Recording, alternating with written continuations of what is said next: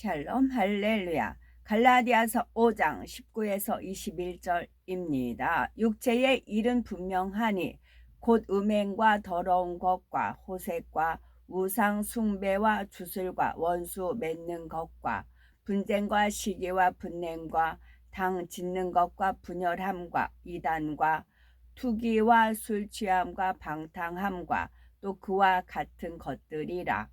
전에 너희에게 경계한 것 같이 경계하노니 이런 일을 하는 자들은 하나님의 나라를 유업으로 받지 못할 것이요. 아멘. 3차 영혼육 여섯 번째, 이단과 투기, 술 취함과 방탕함입니다. 우리가 구원을 받는 것은 오직 예수 그리스도를 믿음으로 말미암는 것입니다. 그런데 하나님을 믿고 주님을 믿는다 하면서 육체의 일을 행하는 것은 구원받을 만한 믿음이 없다는 증거이지요. 예수님께서 그 처참한 십자가의 고난을 당하신 것이 나의 죄 때문임을 진심으로 믿는 사람은 결코 더 이상 죄 가운데 거할 수가 없는 것입니다. 비록 한순간에 모든 죄를 버릴 수는 없다 해도 정녕 믿음이 있고 주님을 사랑한다면 어찌하든 신속하게 버리기 위해 노력해 나가는 것이지요. 우리는 모든 육체의 일을 벗어버리고 발견되는 모든 죄의 뿌리까지도 뽑아버리심으로 거룩하고 정결한 빛의 자녀들로서 아버지 하나님께 구하는 대로 응답받고 축복받으셔야 되겠습니다. 이단은 기독교와 비슷한 것처럼 보이지만 실제로는 전혀 다른 집단이죠. 대표적인 이단 몇 가지를 들면 통일교, 전부교, 여호와 증인, 몰몬교는 말일성도, 예수 그리스도 등이 있습니다. 이외에도 세계적으로 수많은 이단 교파가 있지요. 우리가 이단에 대해서 아는 것은 매우 중요합니다. 그들도 하나님을 믿는다 하고 교회와 비슷한 형태를 갖추고 있어서 자칫하면 성도들이 미혹당할 수 있기 때문이지요.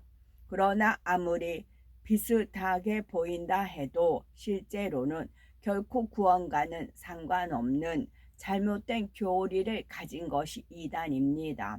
갈라디아서 1장 8절에 그러나 우리나 혹 하늘로부터 온 천사라도 우리가 너에게 전한 복음 외에 다른 복음을 전하면 저주를 받을지어다 했습니다.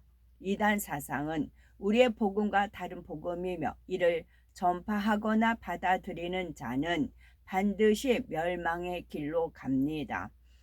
그래서 디도서 3장 10절은 이단에 속한 사람을 한두 번 훈계한 후에 멀리하라 하였지요. 이단 사상에 미혹받지 않도록 그들을 가까이 하지도 말라는 것입니다. 그러나 이단이 아닌 교회를 이단이라 잘못 정죄할 때도 하나님 앞에 큰 죄가 되지요. 더구나 성령의 역사가 나타나는 곳을 잘못됐다 하면 이는 하나님을 대적하는 것이고 성령 해방 모독이 되어 죄 사함 받지 못하게 되는 것입니다. 너무나 많은 사람이 이단의 의미를 정확히 모르는 채 자신들의 의견과 조금만 다르면 이단이라 정죄를 하지요. 우리는 이단의 정의를 정확히 알아서 미혹받지 말고 반대로 애매히 이단으로 정죄하여 하나님을 대적하는 일이 없으셔야 되겠죠. 베드로후서 2장 1절은 그러나 민간에 또한 거짓 선지자들이 일어났었나니 이와 같이 너희 중에도 거짓 선생들이 있으리라. 저희는 멸망케 할 이단을 가만히 끌어들여 자기들을 사신주를 부인하고 임박한 멸망을 스스로 취하는 자들이라 했습니다. 이단은 자기들을 사신주를 부인하는 것, 곧 구세주이신 예수 그리스도를 부인하는 것입니다. 어떤 이단 종파에서는 예수님께서 하나님의 아들이 아니라고 합니다. 혹은 예수님께서 십자가에서 죽으셨기 때문에 구세주가 되는데 실패하셨다 하거나 구원의 사역을 온전히 이루시지 못했으므로 또 다른 구세주가 필요하다 하지요. 그러면서 교주가 자칭 구세주라 하거나 하나님이라고 주장하기도 합니다.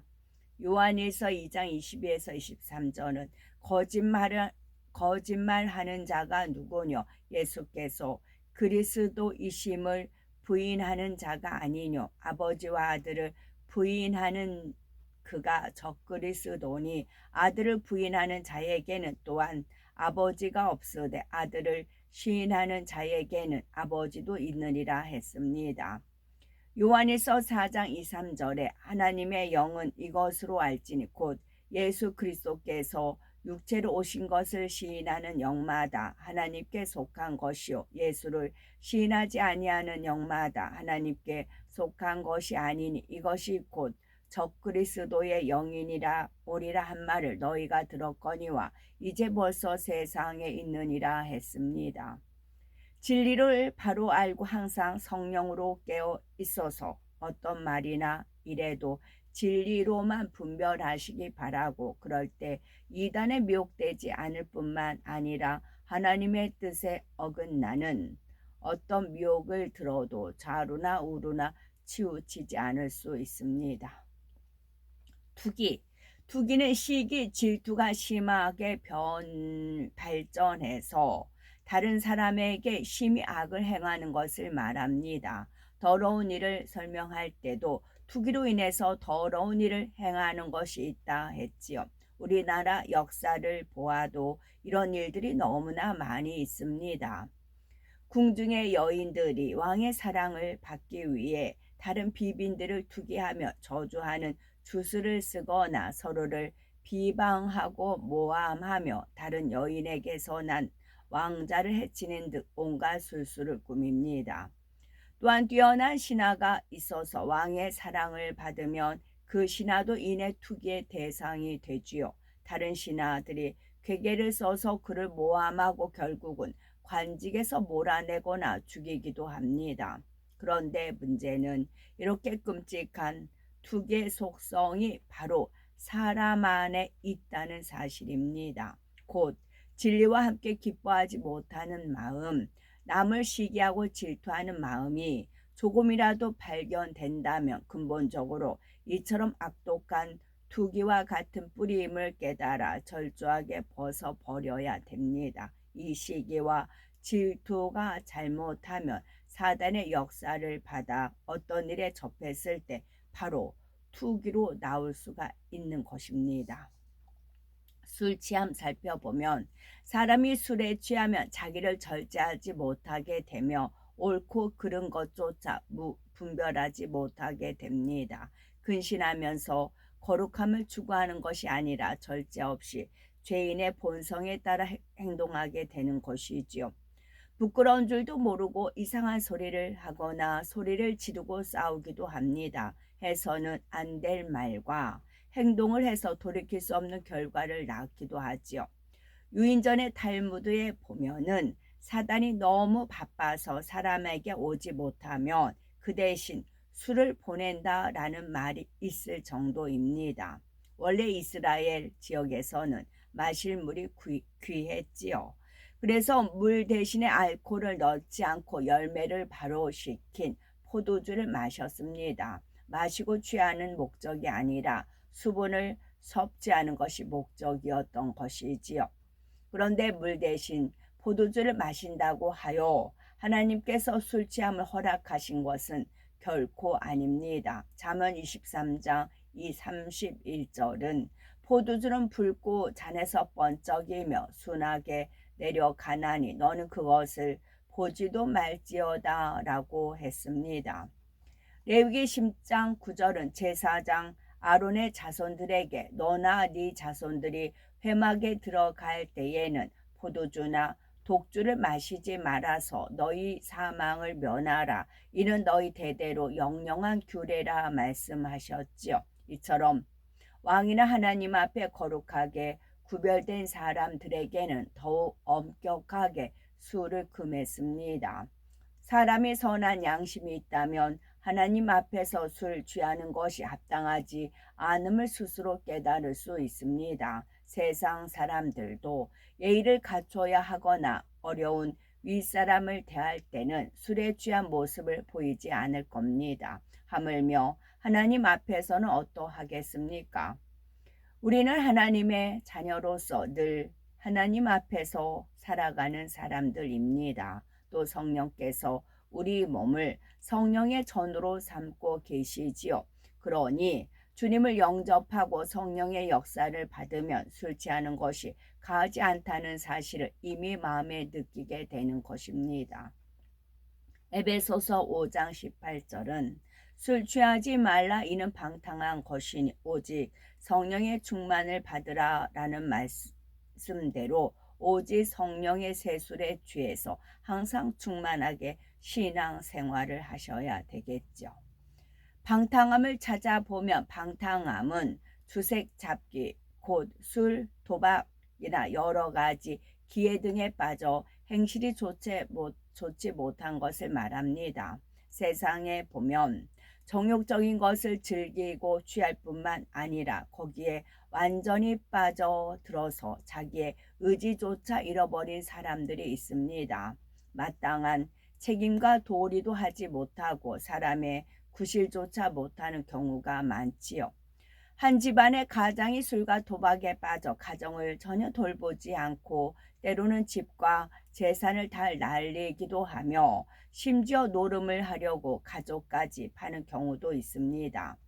또한 소위 명품이라고 불리는 사치품으로 인해 방탕함을 초래하는 일도 있지요.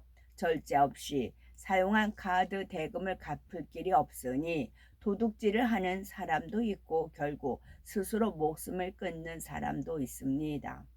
탐심 하나도 절제하지 못하고 방탕하게 행함으로 결국 재앙과 사망의 길로 가는 것이지요. 하나님의 자녀들이라면 결코 방탕함 가운데 자신을 더럽히는 일이 없어야 할 것입니다. 주님을 영접하고도 방탕한 생활을 계속하게 되면 신앙생활을 제대로 할 수가 없습니다. 하나님 앞에 자신의 마음을 드릴 수도 없고 죄를 버리고 성결된 힘을 얻을 수도 없지요. 교회를 다닌다 해도 형식적으로 왔다 갔다 할 뿐 구원받을 수 있는 참 신앙을 가질 수 없는 것입니다. 물론 새 예루살렘을 소망하는 우리들은 이처럼 정욕적인 것을 추구하여 방탕함에 빠지는 일은 없어야 되겠고, 그러나 온전함을 이루기 위해 이런 것도 한번 돌아보시기 바라고, 나는 과연 온 집에 충성하고 있는가? 온 집에 충성했을 때 새 예루살렘에 들어갑니다. 고린도전서 13장에 사랑의 마음 이루고요. 팔복의 마음 이루고 성령의 9가지 열매 다 이루고 나서 플러스 온 집의 충성. 그랬을 때 새 예루살렘 성에 들어갑니다. 그런데 온 집의 충성이 좀 부족하다. 그럴 때는 3천층에 거합니다. 우리나라로 말하면 서울에 4대문이 있었죠.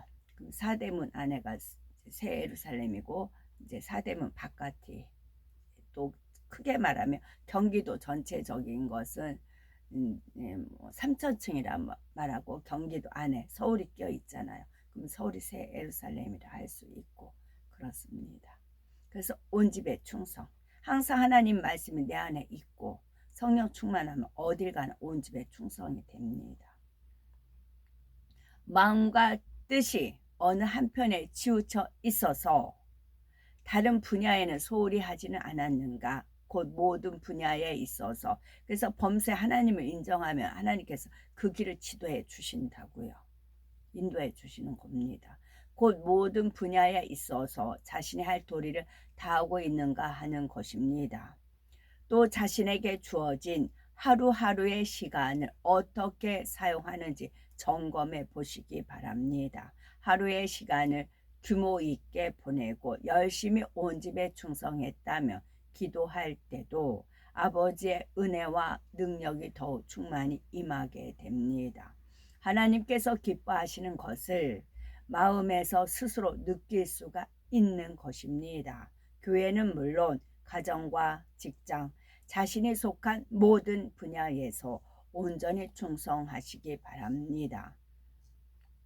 우리 모두가 우리를 구원하신 예수 그리스도 안에서 구원과 영광의 약속을 얻었습니다. 그러나 그 약속은 참 믿음을 가지고 하나님 말씀에 순종하는 사람에게만 임할 수 있습니다. 우리는 그 약속이 온전히 성취되기까지 육과 영의 온갖 더러운 것을 다 벗어버리기 바라시고, 그래서 온전히 하나님께 순종하는 빛의 자녀로서 주님 맞을 준비를 속히 마치시기 바랍니다. 아멘. 샬롬.